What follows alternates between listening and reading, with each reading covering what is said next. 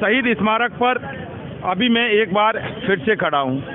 यहाँ पर 3 संगठन अपना धरना प्रदर्शन कर रहे हैं। सरकार से अपनी मांगों के लिए यह आंदोलनरत हैं। मैं एक बार बोलता हूँ, इधर दिखाएं पहले तो ये तो युवा मित्र हैं जो 18 दिन से अपने हक अधिकार के लिए, यानी कि इनकी जो नौकरी सरकार ने छीन ली थी, उस नौकरी को वापस लेने के लिए बैठे हैं। और इधर ये रीट लेवल 1 वाले बैठे हैं और इधर दिखाएं एक बार, ये रीट लेवल 2 वाले बैठे हैं। यानी कि सवाल है कि पूरी तरह से भजनलाल सरकार अब सवालों के घेरे में आ चुकी है, क्योंकि इधर बेरोजगार जो नौकरी वाले थे उनको बेरोजगार कर दिया, और ये वो लोग हैं जिनकी नौकरी तो लगी लेकिन नियुक्ति अभी तक नहीं मिली।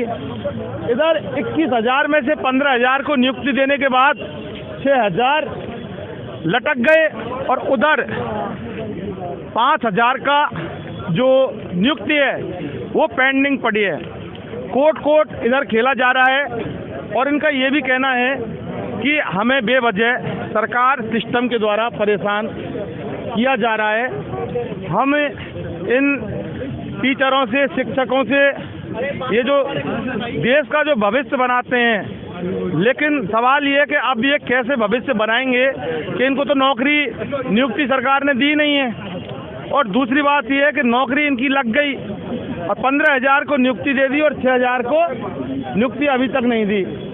हम बात करेंगे इनसे, क्योंकि बहुत ये पीड़ा में है और ये राजस्थान का ये विकास, राजस्थान का ये भविष्य है। हम इनसे बात करेंगे। आप इधर आओ एक बार।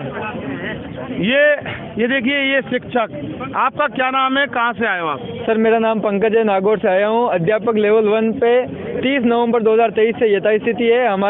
हमारा निवेदन है कि एजी और डबल एजी से अच्छे से पैरवी करवा करके 1 फरवरी 2024 को यथास्थिति बहाल करें, जिससे कि हम नियुक्त हो सके। और हमारा कम से कम लगभग 3500 बच्चे हैं जो नियुक्त नहीं हो पाए थे, और 15,000 नियुक्ति ले लिए, जबकि हमारे को 19,000 को सभी को एक साथ में विद्यालय आवंटन हुआ था।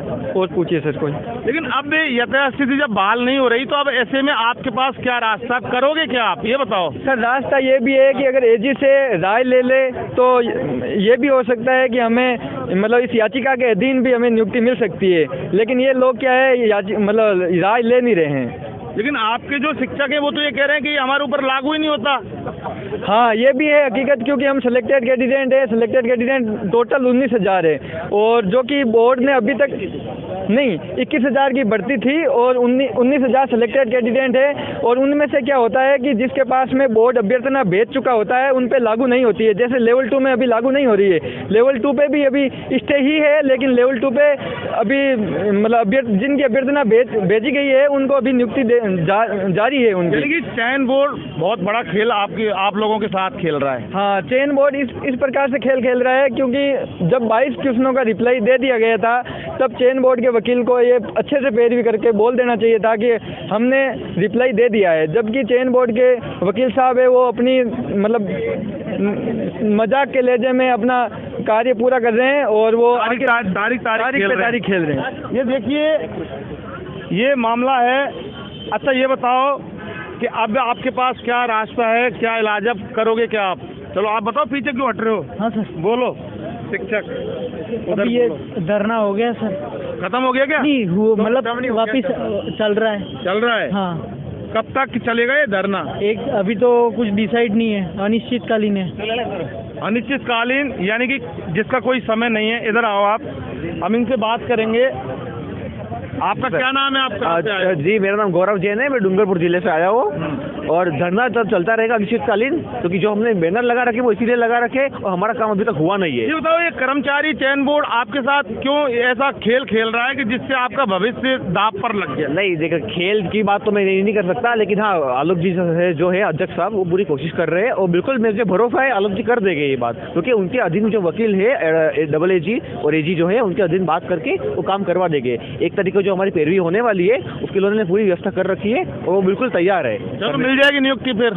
बिल्कुल कोशिश जारी है उनकी। अब तो हम धरना तो चलता रहेगा जब तक हमारा काम नहीं होता। कोशिश किस चीज की जा रही है? कोशिश अगर करते तो 1 सेकंड में आपको नियुक्ति मिल जाती। नहीं बिल्कुल हो जाती है, लेकिन अब चल रहा है, अब कोशिश कर रहे हैं, वो तो बात कर रहे हैं। अब तो क्या कोशिश क्या कर रहे हैं? कोशिश से काम चलेगा क्या? जब धर्म चलता ही नहीं। नहीं, धरने की जरूरत ही नहीं पड़ती। अगर वो कोशिश कर रहे होते, इधर आओ आप, कोशिश कर रहे होते तो एक पेन चलाना था और आपको नियुक्ति देनी थी। नहीं सर, ये बोर्ड वाले है ना, क्या सबको जाते हैं तो फॉर्मेलिटी करते हैं, सब पे लाइन फेरते हैं, आपका काम हो जाएगा, काम कुछ करते नहीं है। सब झूठे आश्वासन देते हैं। उनको क्या, उनके तो रोज का काम है, लटक तो बच्चे रहे। उनको किसकी तकलीफ हो रही? तकलीफ हमें हो रही है। वो तो आराम से मजे से ऑफिस में बैठे, सब जाते हैं बच्चे 3-4 बार मिलके आगे जाते, कहते हैं आपका काम हो जाएगा, अच्छे से पैरवी करवा देते हैं। ना कोई करते हैं ना कुछ काम करते हैं, बस झूठे आश्वासन देते हैं। उनके अलावा कुछ नहीं मिला हमें। बस ये जब तक धरना चलता रहेगा, जब तक न्याय नहीं मिलेगा बच्चों को। एक चीज मिली है आपको, तारीख। हाँ, तारीख पे तारीख मिलती है और कुछ नहीं मिला। तारीख के अलावा बच्चे जिस दिन तारीख मिलती है, कल तारीख थी 29, बच्चे वेट कर रहे थे कि अभी हमारा नंबर आने वाला है, सुनवाई हो रही है कि चलो भाई अगली डेट आ गई। और क्या होगा, 1 तारीख को ऐसे चलता रहेगा तो 1 तारीख को भी निकल जाएगी। कुछ होने वाला कुछ नहीं है। ऐसे अधिकारी जब तक नहीं चाहेंगे तब तक बच्चों को नियुक्ति नहीं मिलेगी। ये देखिए, जब तक ये प्रशासन के जो कारिंदे वहाँ बैठे हैं दफ्तरों में, जब तक वो नहीं चाहेंगे, जब तक इन बच्चों को, इन जो शिक्षकों को नियुक्ति नहीं मिलेगी। लेकिन अब एक जो बहुत बड़ा जो सवाल है वो यही है कि भजनलाल सरकार ने जैसे ही अपना जो पद ग्रहण किया है, माना कि अब पूरी तरह से भजनलाल सरकार एक ऐसे कटघरे में फंस चुकी है, एक ऐसे चक्रव्यूह में फंस चुकी है, क्योंकि इधर तो इन लोगों को नियुक्ति मिलती नहीं है, नहीं दे रहे, और उधर जो राजीव गांधी युवा मित्र बैठे हैं उनकी नौकरी को भजनलाल सरकार ने सिर्फ इसलिए छीन लिया क्योंकि उनके नाम के आगे, उनकी नौकरी के नाम के आगे राजीव गांधी पूर्व प्रधानमंत्री जो भारत के थे उनका नाम लगा हुआ है। तो सवाल ये है कि राजीव गांधी के नाम से इनको बेदखल कर दिया। अब इनको राजीव गांधी के नाम से कोई मतलब नहीं था, जैसा कि इनका कहना है, और इधर 21,000 में से 15,000 को नियुक्ति दे दी और 6,000 अभी अदर झूल में है। कहा जा रहा है कि नियुक्ति देंगे, आश्वासन, तारीख, लेकिन सवाल ये है कि अब भी लोकसभा चुनाव सर पर आ रहे हैं और उसकी आचार संहिता लगेगी। उसके बाद फिर क्या होगा? उसके बाद वो सरकार बनेगी, उसकी सरकार बनेगी, मोदी की सरकार बनेगी, भारत की सरकार बनेगी। सवाल ये है कि इन सरकारों के जाल में और सरकारों के सिस्टम के बीच में ये जो भारत का जो भविष्य आज जयपुर में शहीद स्मारक पर, यानी कि सीधा बोल सकते हैं कि सड़क पर पड़ा है। रात को ये कहाँ सोते हैं, कैसे सोते हैं, यहाँ ये रहते हैं। दूर दराज इलाकों से, राजस्थान के गांव संभाग से, सारे जगह से ये लोग यहाँ इकट्ठे हो रहे हैं और अपने हक अधिकार की मांग भजनलाल सरकार से कर रहे हैं। लेकिन भजनलाल सरकार का ध्यान इस ओर जरा भी नहीं।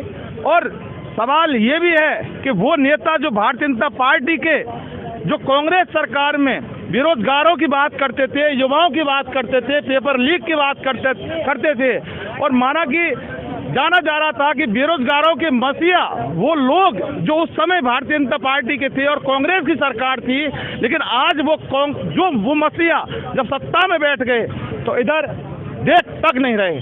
सवाल ये है कि अगर वो इनको नहीं देखेंगे तो फिर ये उनको जरूर देखेंगे।